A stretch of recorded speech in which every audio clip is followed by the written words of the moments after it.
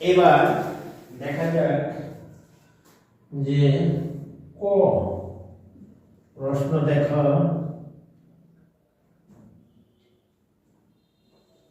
এখানে ক প্রশ্নটা হলো 8 যোগ 11 যোগ 14 যোগ 17 প্লাস ধারাটির একটি এমতম পদ নির্ণয় করো। ধারাটির এমতম পদ নির্ণয় করো। ধারাটির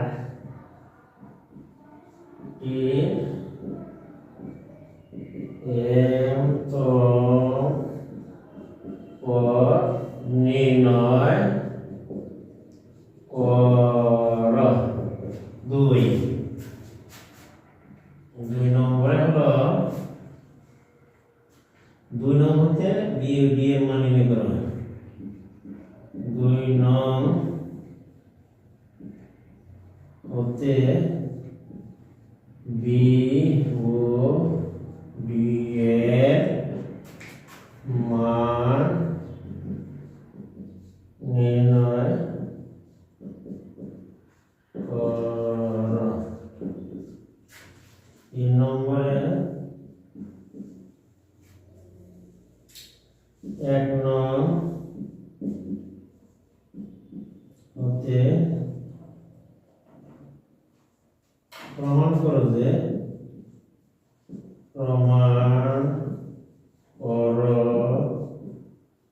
যে x plus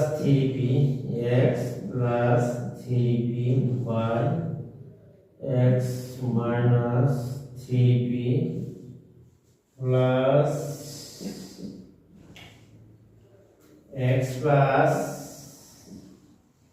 q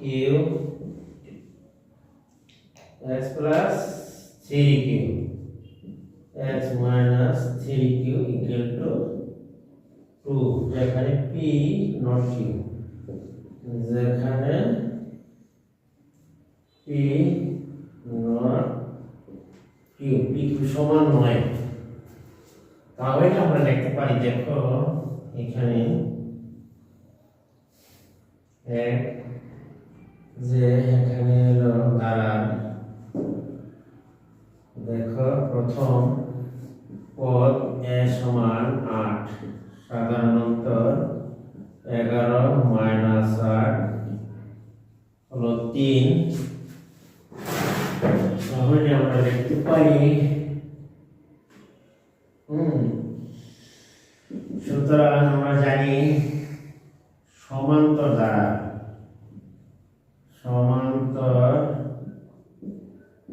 দ্বারা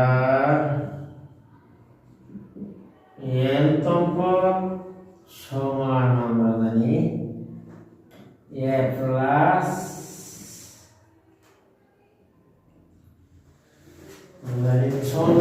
এনতম পদের মান যেহেতু আমাদের বের করতে বলা হচ্ছে, তাহলে এনতম পদ নির্ণয় করতে হবে m minus 1 into d।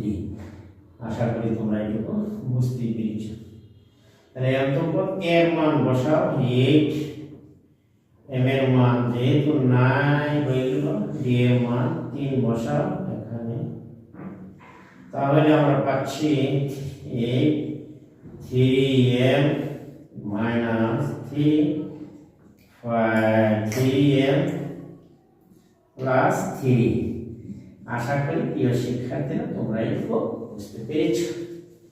আমাদের আজকে চাহিত ফলাফল 3m, এইটুকু ফলাফল আমরা করতে পেরেছি। এখন আমরা যাব 2 নম্বর অঙ্কের সমাধান। দেখো তাহলে আমরা 2 নম্বর অঙ্কের সমাধান দেখো। এখানে 1 নম্বর ক নম্বরের সমাধানটি শেষ করো সৃজনশীল প্রশ্ন। আশা করি তোমরা সবাই বুঝতে পেরেছ। আমরা সবাই জানি যে সমান্তর দ্বারা এনতম পদ a plus m minus 1 into d। এই সূত্রটি মান বসালে একেবারে আমরা সবাই বুঝতে পেরেছ। এখন আমরা 2 নম্বর অঙ্কটির সমাধান বলা হচ্ছে 2 নম্বর হচ্ছে b এবং d এর মান বের করতে। তাহলে দেখো 2 নম্বর অঙ্কটি সমাধান। এখানে 2 নং হতে পাই, 2 নং হতে আমরা পাই একবারে 6 plus b plus c plus 162 যোগ হলো ডি, একটি গুণোত্তর ধারা। এই ধারাটি একটি গুণোত্তর ধারা, একটি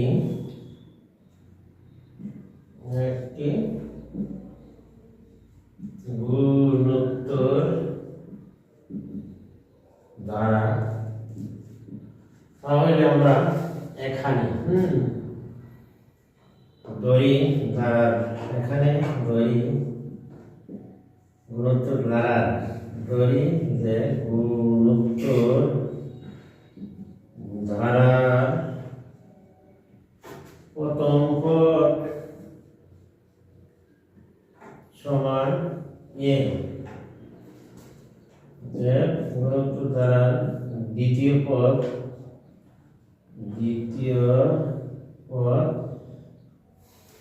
বি সমান এ আর, গুণোত্তর ধারার প্রথম পদ দ্বিতীয় পদ, সুতরাং গুণোত্তর ধারা তৃতীয় পদ সি সমান এ আই স্কয়ার, এবং চতুর্থ পদ গুণোত্তর ধারা চতুর্থ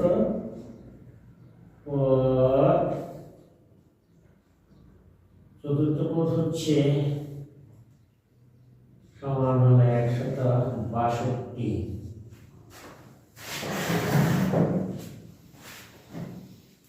চতুর্থ পদ 162 দেওয়া আছে, এবং বললাম চতুর্থ পদ এ আর যদি আমরা ধরি 162 সমান সমান আমরা লিখতে পারি এ আর কিউব লেখা যায় এইখানে। অতএব ধারাটি পঞ্চম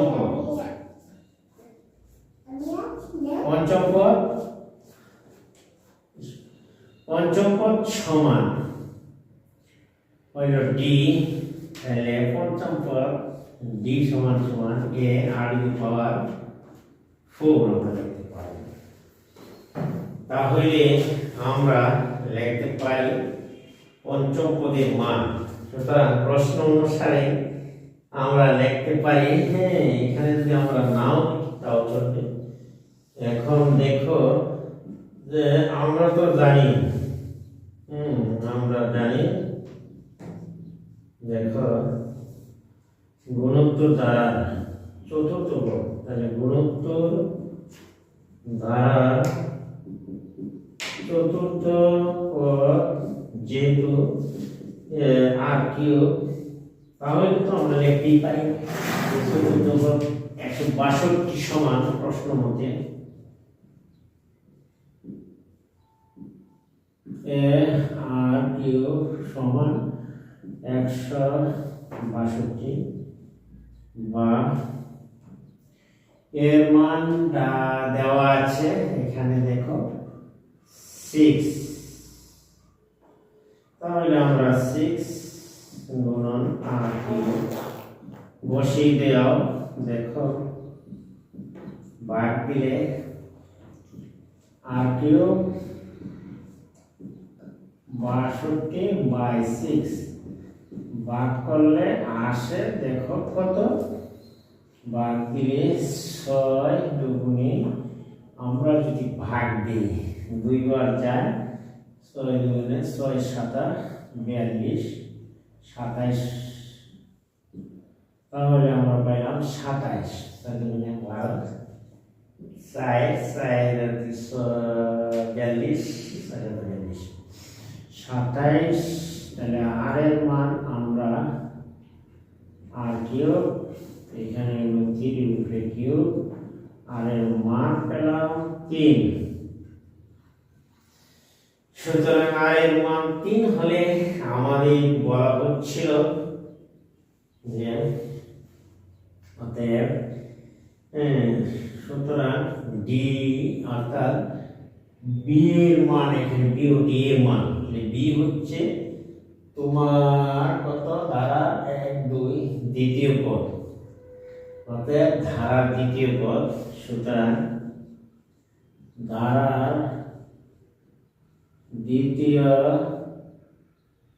পদ বি, বি সমান এ আর সমান আমরা লিখতে পারি এর মান হচ্ছে 6 আর এর মান 3, তাহলে 3 6 18 এবং ধারা হলো তোমার পঞ্চম পদ হলো ডি। এখানে দেখো ধারা পঞ্চম পদ, পঞ্চম পদ ডি সমান আমরা লিখতে পারি এ আর দি পাওয়ার 4, তাহলে আমরা 6 গুণন 3 এর উপর 4 আসে, তাহলে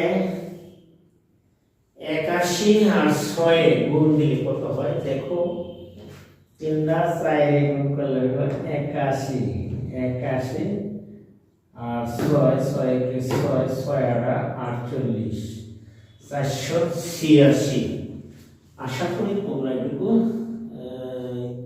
486 অর্থাৎ ধারাটির 486 এই ছিল আজকে, অর্থাৎ বি এবং ডি এর মান 18 এবং 486। আশা করি তোমরা এটুকু বুঝতে পেরেছ। আমাদের যে কথাটি বলা হচ্ছিল যে দুই নম্বরে বি এবং এই ডি এর মান বের করতে হবে, তাহলে ডি এর মান আমরা পেলাম 486 আর সি বি এর মান পেয়েছি 18। আশা করি শিক্ষার্থীরা তোমরা এটুকু বুঝতে পেরেছ। এখন আমরা যাব 3 নম্বর অঙ্কটির সমাধানে। তাহলে দেখো আজকে এই পর্যন্ত অঙ্কটি অত্যন্ত গুরুত্বপূর্ণ এবং ভেরি ভেরি ইম্পর্টেন্ট একটা অঙ্ক, আমরা সেটা আনসার করেছি। এবার চলো তাহলে আমরা যাই 3 নম্বরটি অঙ্কটির সমাধানে। অর্থাৎ আমরা লিখব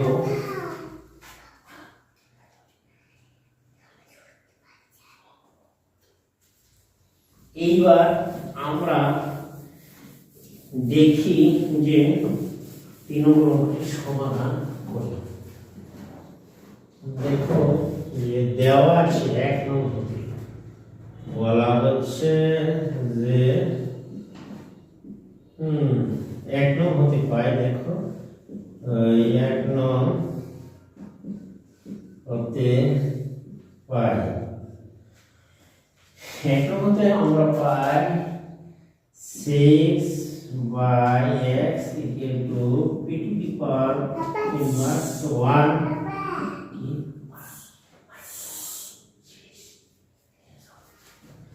এখন আমরা দেখব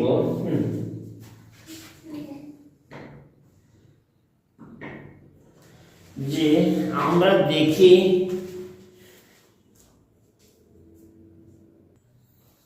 এখন দেখো দেওয়া আছে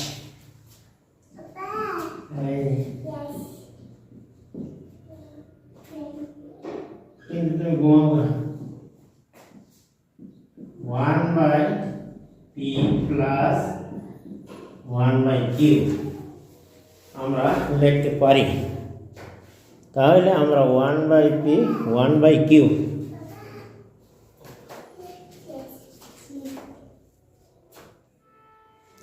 এখন আমরা তাহলে লিখতে পারি। দেখো 3p, এখানে যদি আমরা রসাগু করি তাহলে 3p এক্স পি কিউ রসাগু পি প্লাস কিউ হবে কিউ। তাহলে আমরা লিখতে পারি যে 6p pq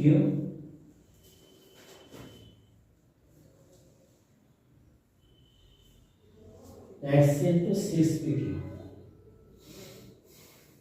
x আমরা যদি লিখি এদিকে x into p plus q আর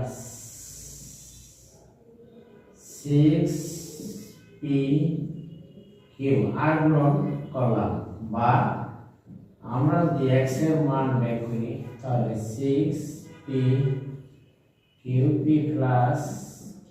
আশা করি পুরো এটুকু বুঝতে পেরেছি। 4 গুণন করে x এর মান বের করেছি।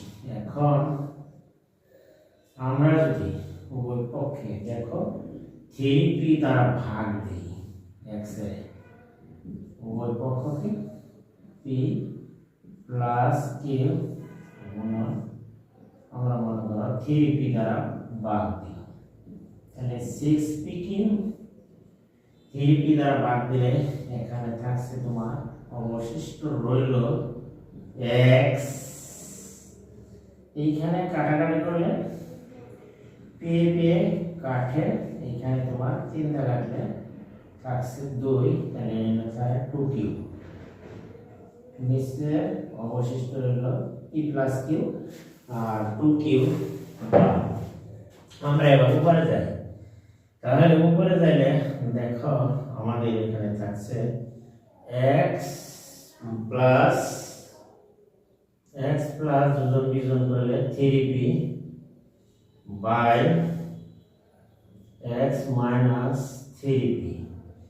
আশা করি তোমরা এটা বুঝতে পেরেছ। এখন আমরা যদি ডান পক্ষে 2q plus p plus q যোজন করলাম 2q minus p minus q যোজন করে যোজন ও বিয়োজন করে আশা করি তোমরা বুঝতে পেরেছ। বা আমরা যদি এটুকু তুমি করে নিতে পারো, দেখো x plus 3p x minus 3p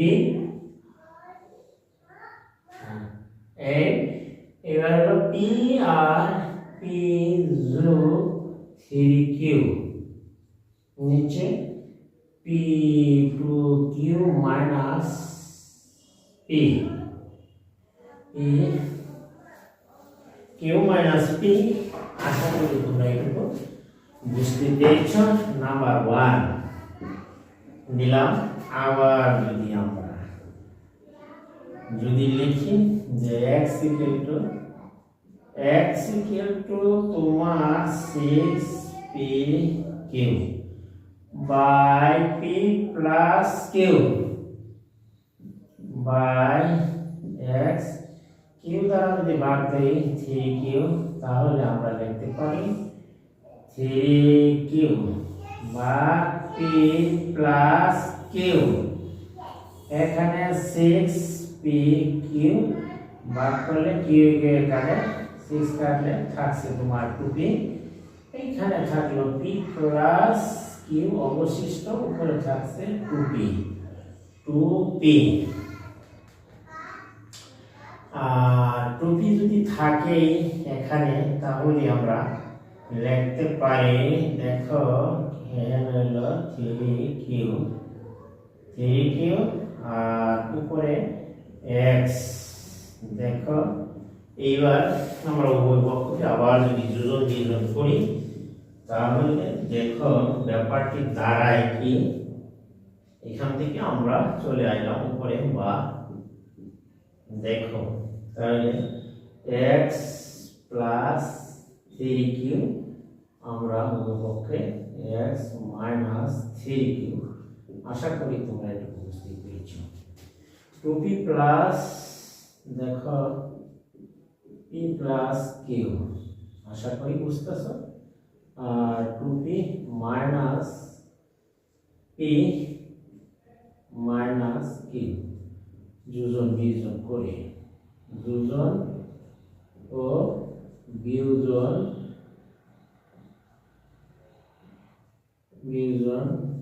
করে আগের মতোই আমরা লিখছি। এবার যদি দেখো কত আসে এখানে, এখানে হলো x plus 3q, x minus 3q, তাহলে এখানে থাকছে p মাইনাস q, উপরে হলো 3p যোগ q। এই হলো তোমার 3 নম্বর সমীকরণ, সরি 2 নম্বর সমীকরণ। তাইলে আমরা 1 এবং 2 নম্বর সমীকরণ যোগ করি। 1 নং ও 2 নং সমীকরণ যোগ করি, তাহলে দেখি। সুতরাং আমরা যোগ করলে পাই, দেখো x plus 3p, x plus 3p, x minus 3p plus এখানে x প্লাস 3q, এখানে আমরা পাইলাম x মাইনাস 3q। আশা করি তোমরা এটুকু বুঝতে পেরেছ। তাহলে আমরা লিখতে পারি, যোগ করলে এখানে আমরা লিখতে পারি 3p plus q, p minus q যোগ, আমরা এই মানটুকু আগে লিখলাম, আর এটুকু হলো q minus p, p plus আছে তোমার 3q। আশা করি তোমরা এটুকু বুঝতে পেরেছ। এবার দেখো q minus p, 3p plus q প্লাসে মাইনাসে, একটা মাইনাস কমন নিলে p মাইনাস q আসে, আর এখানে রয়ে গেল p প্লাস 3q। আশা করি তোমরা এইটুকু বুঝতে পেরেছো। আমরা এখানে একটা মাইনাস কমন নিয়ে একসাথে গুণ করে প্লাস মাইনাস এখানে মাইনাস লিখে দিচ্ছি। তাহলে এখন দেওয়া হর p minus q, p minus q, তাহলে p মাইনাস q দুটোর রসাগু হবে p মাইনাস q, যারা সংকোচন আমি একটা লাইন সংকোচন করে দিয়েছি। তাহলে বাদ p minus q, p minus q বাদ দিলে থাকতেছে q 3p plus q minus p minus 3q। আশা করি তোমরা এটা বুঝতে পেরেছ। এখন দেখো p মাইনাস q, 2p একটা p উপরে থাকছে 2p মাইনাস 2q। আশা করি তোমরা এইটুকু বুঝতে পেরেছো। এখন আমরা যদি উপরে 2 একটা কমন নেই, তাহলে আমার থাকে p মাইনাস q বাই থাকে p মাইনাস q। তাহলে উপরে নিচে p মাইনাস q কাটা, আমার ফলাফল পেলাম 2, যেখানে প্রমাণ করা গেল বা হলো। আশা করি তোমরা এটুকু বুঝতে পেরেছ। এটুকুর মান আমরা পেলাম 2, সুতরাং প্রমাণিত। অতএব x plus 3p by x minus 3p, x plus q minus x minus 3q সমান সমান আমরা পেলাম যে কত 2। তোমরা নিচে নিচে যাবে, আর আমি এখানে কেটে এখানে মান দিয়ে দিচ্ছি, যেরকম নামিয়ে দিয়েছি। সুতরাং এটাই একটু যোগ বিয়োগ করে আশা করি তোমরা এটুকু বুঝতে পেরেছ। এখন 3টি অঙ্কের সমাধান করে দেওয়া হলো। ক্লাস কুমিল্লা বোর্ড 2024 সালে যে প্রশ্নটি এসেছিল সেটি যদি সমাধান বা সহজ সমাধান সমাধান করে তোমাদের এখানে বুঝিয়ে দেওয়া হচ্ছে। আর তোমরা নিয়মিতভাবে যারা এসএসসি পরীক্ষার্থী 2025 সালে তাদের জন্য অঙ্কটি খুব একটি ইম্পর্টেন্ট এবং গুরুত্বপূর্ণ অঙ্ক। আশা করি তোমরা অঙ্কগুলো নিয়মিতভাবে চর্চা করলে আশা করি এসএসসি পরীক্ষা সফলতা তোমাদের অবশ্যই আসবে। আর আমার ভিডিওটি যদি তোমাদের কাছে ভালো লাগে তাহলে আমার চ্যানেলটিকে সাবস্ক্রাইব করবা এবং পাশে থাকা বেল আইকনটি অন করে দিবা এবং ভিডিওটি বন্ধু বান্ধবের কাছে শেয়ার, একটি কমেন্ট, একটি লাইক করে দিবা। আজকে আমি এখান থেকে বিদায় নিচ্ছি। আল্লাহ হাফেজ।